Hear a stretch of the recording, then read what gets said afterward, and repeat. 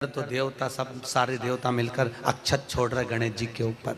स्वस्ति वाचन हो रहा, लोग प्रणाम कर रहे, नमन कर रहे, लोग आवाज लगा रहे, श्री गणेश जी महाराज की। अब सारी दुनिया में आवाज लग रही गणेश जी। तो कार्तिकेय ने पूछा, माँ ये गणेश जी का जय घोष क्यों हो रहा है, गणेश जी के जयकारे क्यों हो रहे हैं, गणेश जी के लिए इतना जय घोष। तो माता पार्वती ने भगवान शंकर के शब्दों को कार्तिकेय को सुनाया। कार्तिकेय रो पड़े, माँ मैं परिक्रमा कर कर आया, गणेश जी ने केवल आपकी परिक्रमा लगा ली, आपने उसको प्रथम गिनती में मान लिया। माँ उसने बुद्धि का परिचय दिया और मैंने कर्म का परिचय दिया। बुद्धि का परिचय, कर्म का परिचय।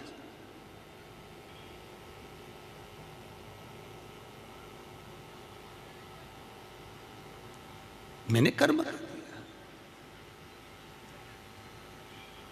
महाराज, व्यक्ति को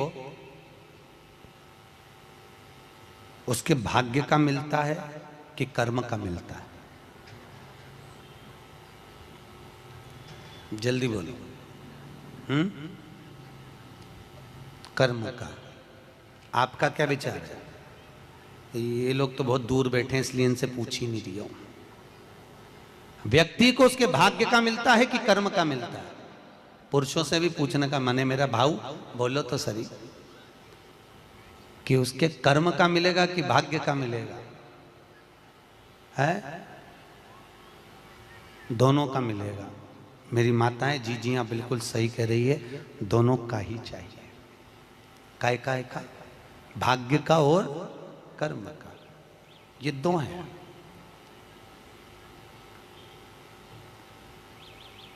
बैंक में एक लॉकर होता है, उस लॉकर में लोग अपनी रकम रखते हैं।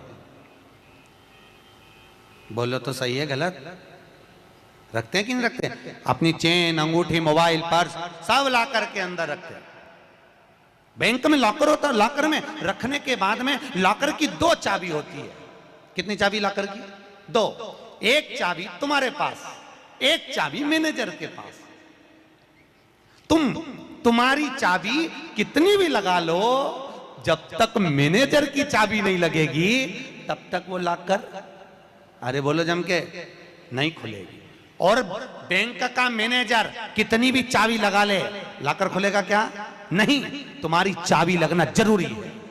उसी तरह तुम्हारी चाबी है कर्म की चाबी, तुम कितनी भी घुमा लो पर वो ताला नहीं खुल सकता जब तक मैनेजर मेरा शंकर अपनी भाग्य की चाबी घुमा कर नहीं जाए। इसलिए तुम कर्म करो, भाग्य की चाबी मेरा भोलेनाथ घुमाएगा, और कब क्या दे जाए तुम्हें मालूम ही नहीं पड़ पाएगा। इसलिए चाबी दोनों होना चाहिए, एक भाग्य की, एक कर्म की। दो चाबी होंगी, लाकर चाबी। अब गणेश जी महाराज को भगवान कार्तिकेय महाराज बोल रहे हैं, माँ मैं कर्म करने गया था, मैं परिक्रमा करने गया था, और यहाँ गणेश जी महाराज को तुमने प्रथम गिनती में बना दिया। माँ ये क्या हुआ? माता पार्वती को गुस्सा तो बहुत आया, क्रोध भी आया। माँ पार्वती की आंख में अश्रु भी भर गए महाराज, आंसू है माता पार्वती के नयन, अश्रु।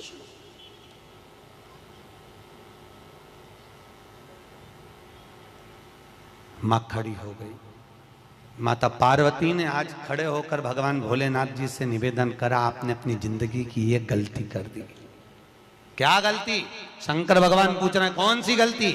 तुमने गणेश जी को प्रथम गिनती में बना दिया, कार्तिकेय भी तो गया था, अगर कुछ थोड़ा सा आशीर्वाद रखना था तो कार्तिकेय के लिए रखना था, पर तुमने केवल गणेश को प्रथम गिनती में बनाया है, ये तुम्हारी गलती है। तो गणेश जी ने परिक्रमा भी तो करी है। माता पार्वती खड़े होकर शंकर भगवान से बोली, भोलेनाथ मैंने अपनी जिंदगी में आपसे कभी कुछ नहीं मांगा, पर आज तुम्हारी यह पार्वती तुमसे एक वर चाहती है। शंकर भगवान ने कहा, मांग, तुझे क्या चाहिए? पार्वती कहती है, आज के बाद तुम्हारी कभी पूर्ण परिक्रमा ना लगे,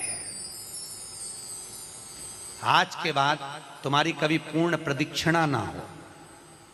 पूर्ण नहीं होना चाहिए। कौन ने मांगा? जम के बोलो, पार्वती। शंकर की पूर्ण प्रदक्षिणा माता पार्वती ने कह दिया भोलेनाथ आज के बाद ना हो, क्योंकि तुम भोले हो, तुम्हारे आसपास कोई घूम लेता है तुम उसको कुछ भी निकाल कर दे देते हो। होता है, 2 बहुएं होती हैं, एक बहू रहती है पूना में, बोलो कहाँ, मुंबई या पूना, और दूसरी बहू तुम्हारे साथ रहती है। अरे बोलो जम के, एक दूर रह रही है और एक तुम्हारे साथ रह रही है। पर सास को जो साथ रह रही है ना, रोज पूछ रही है ना, वो अच्छी नहीं लगती। वो जो दूर रहती है ना, उसका गुणगान 24 घंटे करती है। ये डोकरियों की आदत भी बुरी बड़ी बुरी आदत। जो पास रह रही है वो अच्छी नहीं लग रही, जो दूर रह रही ना वो दिवाली पे आती है, बस दिवाली पे 30 त्योहार पर आती है, और दिवाली पे आते और आके पल्लू वल्लू लेके मम्मी जी मम्मी जी मम्मी जी करके आई आई करके बस 2-4 बार इधर उधर घूमेगी और सास इतनी खुश हो जाएगी, तुरंत अंगूठी निकाल के चुपचाप रख ले, रख ले उसको निकाल। जो तुम्हारे पास में है वो बुरी लग रही है, वो चाय दे रही है, दूध दे रही है, बस बोलने में कभी कभी बोल देती है। अब बहुएं हैं बेचारी, हो जाता है। एक सास बहू से कहती है मैं सुबह 5 बजे उठती हूं, तू 4 बजे उठा कर। अब वो झगड़ा करते करते हमारे पास आ गए और हमारे पास आके बोली गुरुजी ये मेरी सास मुझे परेशान करे। मैंने बोला तेरी सास को, क्या बोल रही है? तो क्या मैं 5 बजे उठूं तो बहू 4 बजे उठना चाहिए। तो मैंने कहा अच्छी बात बोली, कोई दिक्कत वाली बात नहीं है। एक काम कर, बहू की उम्र है 20 साल, तेरी उम्र है 70 साल, तू 20 साल की बन जा, मैं भी इसको जगाना चालू कर देता हूं। जब तुम, वो कहते हैं ना सास भी कभी बहू थी, जब तुम बहू थे तुम भी खूब अलमस्त चकाचक सोते थे और तुम्हारी सास पहले उठती थी। बुढ़ापे में नींद नहीं आती जीजी, नहीं आती। आती क्या? अरे बोलो तो, आती बुढ़ापे में नहीं। मनुष्य की उम्र, गधा की उम्र, कुत्ता की उम्र और उल्लू की उम्र बराबर थी। किस किस की? जम के बोलो। मनुष्य, गधा, कुत्ता, उल्लू। सबको पहचानती हो? ठीक है, सबकी उम्र बराबर है, 40-40 साल। मनुष्य पहले 40 साल का था, गधा 40 साल का था, कुत्ता 40 साल का था, उल्लू 40 साल का था। सबकी उम्र लेवल में बिल्कुल बराबर थी। भगवान क्या देर अंधेर कुछ ये ऊंचा नीचा लेवल अपने यहाँ चले, भगवान क्या नहीं चले। भगवान ने सबकी उम्र 40-40 साल रखी, सबकी उम्र 40। एक दिन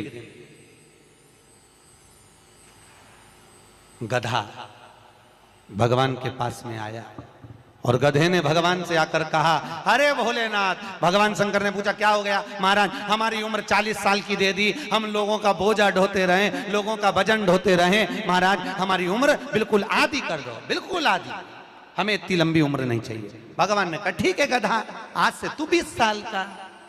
गधा कितने साल का हो गया? अरे जम के बोलो 20 साल का। थोड़ी देर बाद मनुष्य, आवाज सेट करो, मनुष्य इको खत्म हो गया, डिले नहीं आ रहा।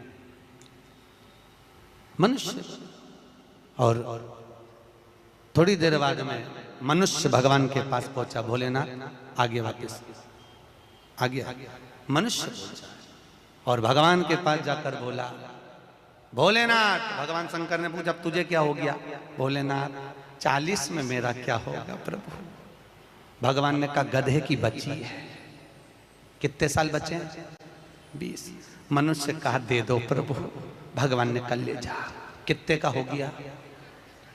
जम के बोलो 60 का। थोड़ी देर बाद कुत्ता आ गया।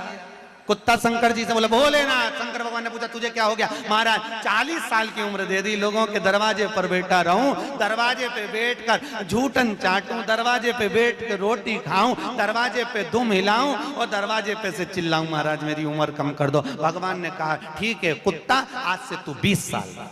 थोड़ी देर बाद मनुष्य फिर आ गया। भोलेनाथ 60 में क्या होगा? भगवान ने कहा कुत्ता की बच्ची है कि चल जाएगी, ले जा। कितने का हो गया? 80। थोड़ी देर बाद उल्लू आया। उल्लू ने आकर कहा, भोलेनाथ, भगवान शंकर ने पूछा तुझे क्या हो गया? महाराज 40 साल की उम्र दे दी, रात रात भर जगता रहूं, पेड़ पे टंगा रहूं, रात रात भर मुझे नींद नहीं आती भोलेनाथ, मेरे को रात भर चौकीदारी करना पड़ती, रात भर पेड़ पे बैठा रहता हूं, रात भर वृक्ष पर बैठा रहता हूं, मेरी उम्र कम कर दो। भगवान ने कहा कितनी कम कर दो? बिल्कुल आधी कर दो। भगवान